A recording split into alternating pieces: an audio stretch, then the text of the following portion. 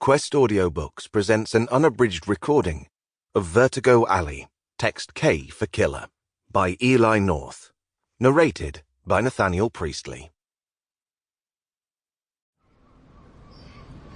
1. Friday, 13th of November. Late afternoon, and it's been a long week at Whitby Police Station.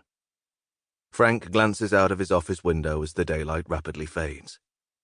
He has a bird's-eye view of the harbour and the promenade festooned in twinkling illuminations. His expression is glum.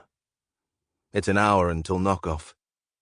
His typical routine at the end of the week is to head to the pub near Collier's Hope, accompanied by a few willing comrades, and wind down with a couple of pints before heading home, where he typically cooks the Friday night meal for his wife and himself, before settling down in front of the telly. It's a pleasant way to end a stressful week. Tonight, it's different. He's on a strict deadline and must be home by 6 as Mira has invited friends around for a meal. Her friends, Stan and Glenys Corbett. Frank ruminates. He'd rather stick a red-hot poker through his kneecap than spend the night with the Corbetts. He winces at the thought of it and glances at the clock on the wall as he awaits the arrival of Detective Superintendent Banks. It is unusual for the super to be still hanging around in Whitby this late on a Friday. On the rare occasion she even visits on a Friday, she's usually flown the coop by midday. Standing up, he stretches, the bones in his arms and back emit a satisfying crack.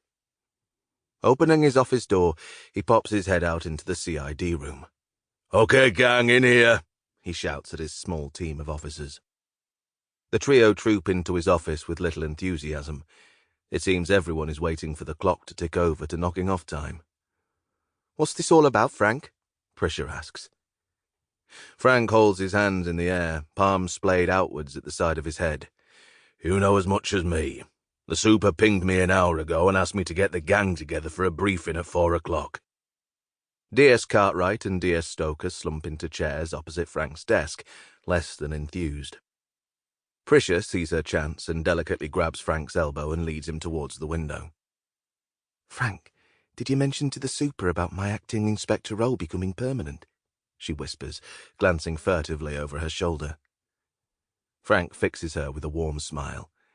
"Yes, Prisha, I have mentioned it twice." "And?" "She's mulling it over." Prisha grimaces. "What does that mean?" Frank's chest heaves. "It means she's mulling it over." He spots movement in the CID room as the diminutive figure of Anne Banks enters the room accompanied by 2 men, one of... Sample complete. Ready to continue?